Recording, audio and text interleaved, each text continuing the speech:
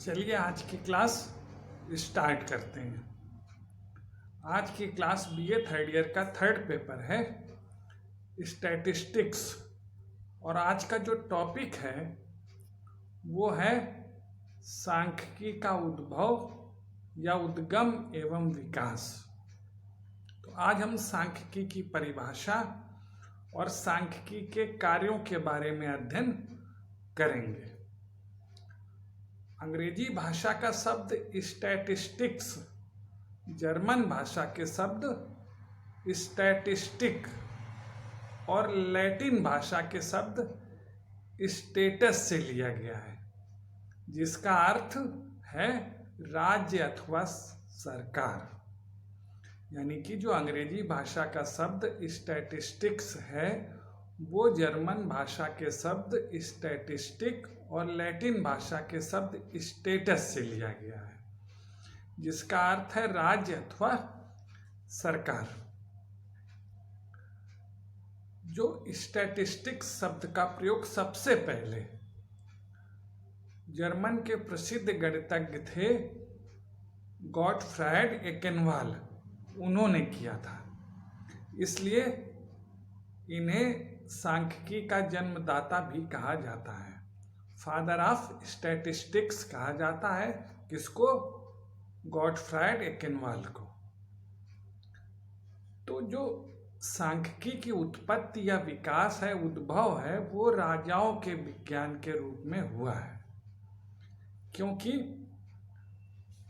जो ये शासक थे वो अपने राज्य से संबंधित विभिन्न विषयों के सामयिक सर्वेक्षण कराते रहते थे, जिससे कि राज्य की इस समय वास्तविक स्थिति क्या है ये पता चले। इसलिए सांख्यिकी को राजाओं का विज्ञान भी कहा जाता है। सांख्यिकी का अर्थ एवं परिभाषा। जो सांख्यिकी है इसका मूल उद्देश्य अनुसंधान कार्य की विभिन्न समस्याओं का अध्ययन, उनके कारण एवं परिणामों का विश्लेषण करना है। सांख्यिकी विधियों के द्वारा हम किसी समस्या से संबंधित भूतकाल के समंकों को एकत्रित करके उनकी वर्तमान परिस्थितियों से सापेक्षिक तुलना करते हैं। इन्हीं समंकों के द्वारा घटनाओं में होने वाले परिवर्तनों के कारणों और उनके परिणामों का विश्लेषण किया जाता है। वाडिंगटन के अनुसार, जो उनकी परिभाषा है उसके अनुसार, सांख्यिकीय अन्वेषण का प्रमुख उद्देश्य भूतकालीन एवं वर्तमान तथ्यों की तुलना करके यह ज्ञात करना है कि जो परिवर्तन हुए हैं उनके क्या कारण रहे हैं तथा उनके क्या परिणाम भविष्य में हो सकते हैं। जॉनसन एवं जैक्सन ने जो परिभाषा दी है वो है सांख्यिकीय रीतियों का वास्तविक उद्देश्य तथ्यों एवं संख्याओं से उचित अर्थ निकालना, अज्ञात घटनाओं के बारे में खोज करना और स्थिति पर प्रकाश डालना है। आज सांख्यिकी का महत्व तो मानव जीवन के प्रत्येक क्षेत्र में है, और मानव जीवन के प्रत्येक जो पहलू है उसको सांख्यिकी प्रभावित करती है। रॉबर्ट डब्ल्यू बर्गेस के अनुसार सांख्यिकी का मौलिक सिद्धांत अज्ञान, पूर्व धारणा, निरंकुश सत्ता, निराधार एवं अपरिपक्व निर्णय, परंपराएं व रूढ़वादी सिद्धांतों के क्षेत्र को हटाकर ऐसे क्षेत्र की वृद्धि करना है जहां विश्लेषण किए गए परीक्षणात्मक तथ्यों के आधार पर निर्णय लिए जाते हैं और सिद्धांत बनाए जाते हैं। ये तो हुई सांख्यिकी की परिभाषा। अब सांख्यिकी के कार्य अथवा विस्तार क्षेत्र के बारे में हम जानेंगे। फंक्शंस अथवा स्कोप ऑफ स्टैटिस्टिक्स।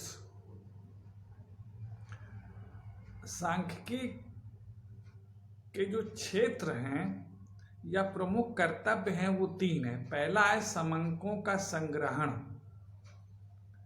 यानी सबसे पहले हम जो है एक स्पष्ट योजना बना करके समांकों का संकलन करते हैं, वो चाहे प्राथमिक डेटा हो या सेकेंडरी डेटा हो। दूसरा विश्लेषण, इसके अंतर्गत समांकों को वर्गीकृत एवं उनका प्रस्तुतिकरण किया जाता है।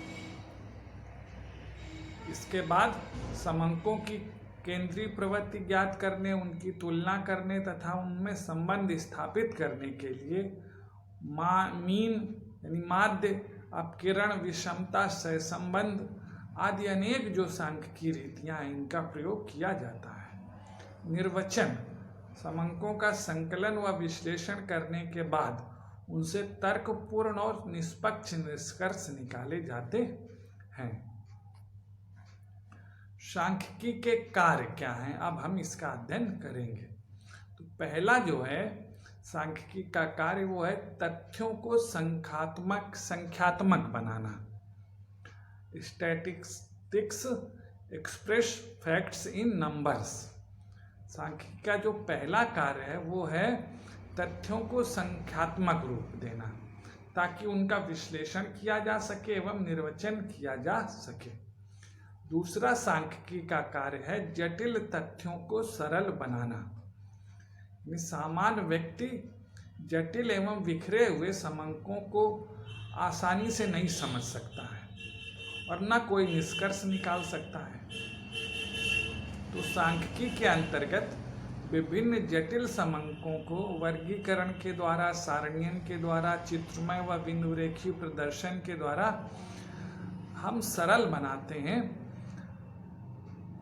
इस संदर्भ में डॉक्टर बाउले ने कहा है कि एक जटिल समूह के सांख्यिकीय अनुमान का उद्देश्य एक ऐसा चित्र प्रस्तुत करना होता है जिससे मस्तिष्क साधारण प्रयत्न से ही समस्त समूह के महत्व को समझ सके। तो दूसरा जो कार्य है सांख्यिकी का वो है जटिल तथ्यों को सरल बनाना। तीसरा जो सांख्यिकी का कार्य है वो है तथ्यों की तुलना कर संबंध स्थापित करना। बाउले ने इस संदर्भ में कहा है सांख्यिकी का मुख्य व्यवहारिक उपयोग सापेक्षिक महत्व, जिसे किसी व्यक्ति द्वारा गलत समझने की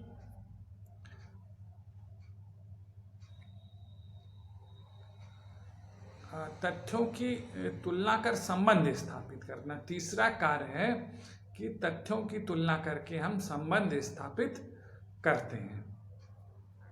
चौथा कार्य है सांख्यिकी का वो है नीति निर्धारण करना।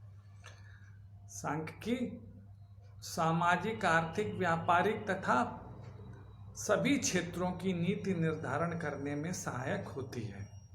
हम इसमें कलेक्ट किए गए डेटा का विश्लेषण करके आयात निर्यात नीतियां, मूल्य नीतियां, उत्पादन नीतियां आदि का निर्धारण करते हैं।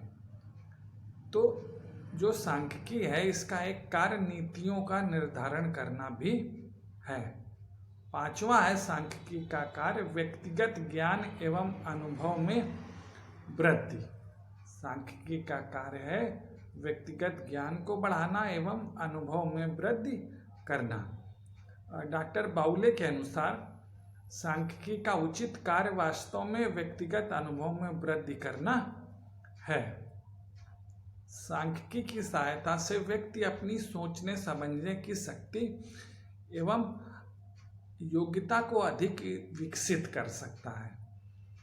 इसके अध्ययन से विचारों को स्पष्टता एवं निश्चयात्मकता मिलती है। समांकों के विश्लेषण एवं निर्वचन से मनुष्य की जो लॉजिकल पावर होती है, तार्किक शक्ति होती है, उसमें भी वृद्धि होती है।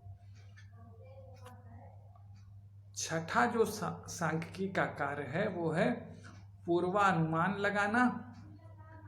यह कार्य अंतर्गणन, बाह्यगणन तथा पूर्वानुमान क्रियाओं द्वारा किया जाता है।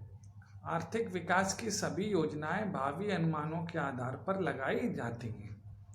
डॉक्टर बाउले के अनुसार एक सांख्यिकीय अनुमान अच्छा हो या बुरा, ठीक हो या गलत, प्रायः प्रत्येक दशा में वह एक आकस्मिक प्रेक्षक के अनुमान से अधिक ठीक होगी और उसकी प्रकृति केवल सांख्यिकी रीतियों के द्वारा गलत सिद्ध की जा सकती है। तो सांख्यिकी का एक कार्य पूर्वानुमान लगाना भी है। 7वां है सांख्यिकी का कार्य वैज्ञानिक नियमों की सत्यता की जांच करना। जो सभी विज्ञान हैं उनके नियम अधिकांशतः निगमन प्रणाली द्वारा विकसित किए गए हैं, डिडक्शन मेथड के द्वारा विकसित किए गए हैं। तो सांख्यिकीय रीतियों के द्वारा जो पुराने नियमों के परीक्षण और नए नियमों के निर्माण में सहायता मिलती है। बहुत से नियम जो निगमन विधि द्वारा प्रतिपादित नहीं किए जा सके, उनको बनाने के लिए सांख्यिकी का सहारा लिया जाता है। समंकों के आधार पर ही माल्थस का जनसंख्या सिद्धांत, मुद्रा का परिमाण सिद्धांत, अनेक सिद्धांतों के सत्यता की जांच हुई है। 8वां सांख्यिकी का कार्य है तथ्यों को निश्चयात्मक रूप देना। सांख्यिकी रीतियों के प्रयोग के बिना निष्कर्ष तो निकाले जा सकते हैं, परंतु उनका प्रत्येक कसौटी पर खरा उतरना असंभव होता है। अर्थात यदि किसी समस्या के समाधान या समस्या को यथार्थ रूप नहीं दिया जाता तो उसमें अनिश्चितता बनी रहती है, जबकि सांख्यिकी रीति द्वारा निकाले गए निष्कर्ष तुलनात्मक रूप से शुद्ध एवं सत्यता के निकट होते हैं। 8वां कार्य सांख्यिकी का है तथ्यों को निश्चयात्मक रूप देना। 9वां सांख्यिकी का कार्य है परिकल्पना और उसकी जांच में सहायता। यानी सांख्यिकी परिकल्पना और उसकी जांच में सहायक है। सांख्यिकी जो विधियां हैं वो परिकल्पना करके उनकी जांच करने एवं नए सिद्धांत विकसित करने में सहायक होती हैं। जैसे कि उदाहरण के लिए ब्याज दर कम कर दी जाए तो बाजार में क्या होगा, उससे पूंजी की तरलता बढ़ेगी, लोग बैंकों से अपना पैसा निकालेंगे और जिससे पूंजी की तरलता बढ़ जाएगी। अगला सांख्यिकी का कार्य है विस्तार का आभास कराना। सांख्यिकी की सहायता से किसी घटना की वास्तविक महत्ता का उचित आभास हो जाता है। समंकों के रूप में दिए गए विवरण अधिक स्पष्ट और प्रभावशाली होते हैं। जो डेटा के रूप में विवरण दिए जाते हैं डेटा सहित, वो अधिक स्पष्ट और प्रभावशाली होते हैं।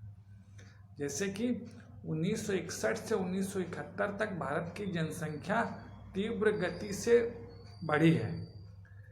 इससे समस्या की गंभीरता का उचित आभास नहीं हो रहा है। लेकिन यदि ये कहा जाए कि 1961 से 1971 तक 21 व्यक्ति प्रति मिनट की दर से बढ़े हैं, तो इससे जो समस्या के आकार की गंभीरता का पता चलता है। ये केवल सांख्यिकी रीतियों से ही संभव है। तो सांख्यिकी का एक कार्य है विस्तार का आभास कराना।